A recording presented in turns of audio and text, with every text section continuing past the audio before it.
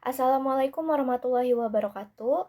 Perkenalkan saya Dini Mulyani dengan NIM 12320101137.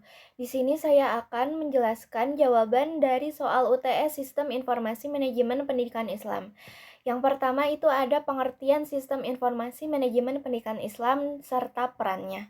Nah, Sistem Informasi Manajemen Pendidikan Islam adalah suatu sistem teknologi informasi yang digunakan untuk mengumpulkan, mengolah, menyimpan, dan menyajikan data pendidikan di lembaga pendidikan Islam seperti madrasah, pesantren, sekolah Islam, atau perguruan tinggi Islam. Nah, SIMPI ini mendukung proses manajerial dan administrasi, sehingga kegiatan perencanaan, pelaksanaan, evaluasi, dan pengambilan keputusan dapat dilakukan secara efektif dan efisien. Adapun peran SIMPI dalam meningkatkan efektivitas pengelolaan lembaga pendidikan Islam antara lain yang pertama itu ada mempermudah pengelolaan data siswa, guru, kurikulum, dan administrasi. Lalu yang kedua itu untuk mempercepat proses pelaporan akademik dan keuangan. Lalu yang ketiga itu untuk membantu pimpinan lembaga mengambil keputusan berdasarkan data yang akurat. Lalu yang keempat itu mendukung transparansi dan akuntabilitas administrasi. Lalu yang kelima itu meningkatkan kualitas pelayanan pendidikan kepada orang tua, siswa, dan masyarakat, serta untuk mewujudkan tata kelola pendidikan yang profesional sesuai nilai-nilai Islam. Lalu soal yang nomor 2 yaitu komponen utama sistem informasi manajemen pendidikan Islam dan hubungannya. Nah, SIMPI ini terdiri dari beberapa komponen utama yang saling terintegrasi. Yang pertama itu ada input data. Input data ini berupa data guru, siswa, kurikulum, sarana, prasarana, dan keuangan. Lalu yang kedua itu ada proses pengolahan. Ini itu merupakan data yang diproses menggunakan aplikasi atau perangkat lunak. Lalu yang ketiga itu ada output informasi. Output ini menghasilkan laporan dan informasi yang manajerial. Lalu yang keempat itu ada database.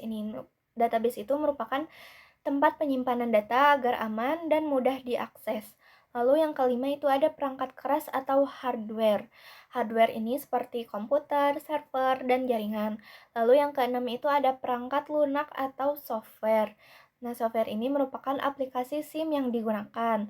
Lalu yang ketujuh itu ada sumber daya manusia atau user.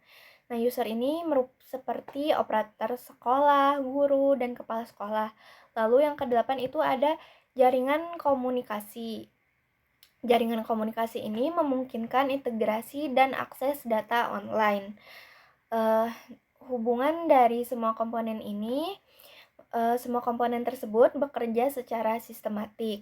Data sebagai input diproses melalui software dan hardware untuk menghasilkan informasi yang disimpan dalam database.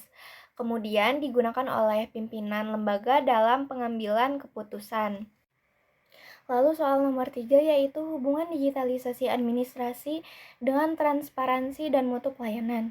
Nah, digitalisasi administrasi pendidikan adalah proses mengubah sistem administrasi manual menjadi berbasis teknologi digital. Dalam lembaga pendidikan Islam, digitalisasi membawa dampak positif. Di antaranya dalam aspek transparansi itu seperti data biaya sekolah, laporan BOS, nilai, dan absensi dapat diakses dengan jelas oleh pihak terkait.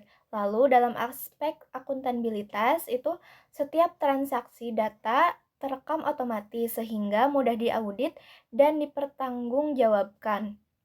Lalu dalam aspek mutu pelayanan, pelayanan akademik seperti cetak raport, surat keterangan, dan informasi pembayaran menjadi lebih cepat dan akurat. Lalu dalam aspek manajemen yang efektif itu, pengawasan dan evaluasi lembaga menjadi lebih mudah karena semua data terdokumentasi dengan baik. Lalu soal nomor 4 yaitu langkah implementasi sistem informasi manajemen di madrasah sanawiyah. Nah, untuk mengembangkan SIM berbasis web, madrasah perlu melalui beberapa langkah sistematis. Di antaranya yang pertama itu analisis kebutuhan, seperti identifikasi masalah dalam pengelolaan data saat ini dan menentukan jenis data yang akan dikelola, seperti data siswa, guru, nilai, inventaris, keuangan, dan lain-lain. Lalu langkah yang kedua itu perencanaan sistem, seperti menyusun tujuan sistem yang ingin dibuat, membuat desain alur sistem atau flow chart, dan struktur database. Lalu langkah yang ketiga itu pengadaan perangkat, yaitu menyediakan komputer, jaringan internet, dan server penyimpanan. Dan menentukan platform, misalnya PHP, Laravel, atau WordPress. Lalu langkah yang keempat itu pengembangan sistem, yaitu membuat aplikasi SIM berbasis web atau menggunakan layanan SIM yang sudah ada, dan mendesain menu utama seperti data siswa, guru, nilai, absensi, keuangan, dan laporan. Lalu langkah yang selanjutnya yaitu uji coba sistem atau testing. Nah, uji coba ini untuk menguji apakah sistem berjalan dengan baik dan sesuai kebutuhan. Lalu jika sistem tidak berjalan baik, memperbaiki error atau bug. Lalu langkah yang selanjutnya yaitu pelatihan pengguna. Nah, pelatihan ini untuk memberi pelatihan kepada admin, operator TU, wali kelas, dan bendahara. Lalu langkah yang selanjutnya itu implementasi bertahap, yaitu sistem mulai digunakan secara bertahap dan proses input data dilakukan secara sistematis. Lalu langkah yang terakhir yaitu evaluasi dan pemeliharaan. Evaluasi ini untuk mengevaluasi kelemahan sistem secara berkala dan melakukan backup data dan update sistem. Sekian penjelasan yang dapat saya sampaikan. Wassalamualaikum warahmatullahi wabarakatuh.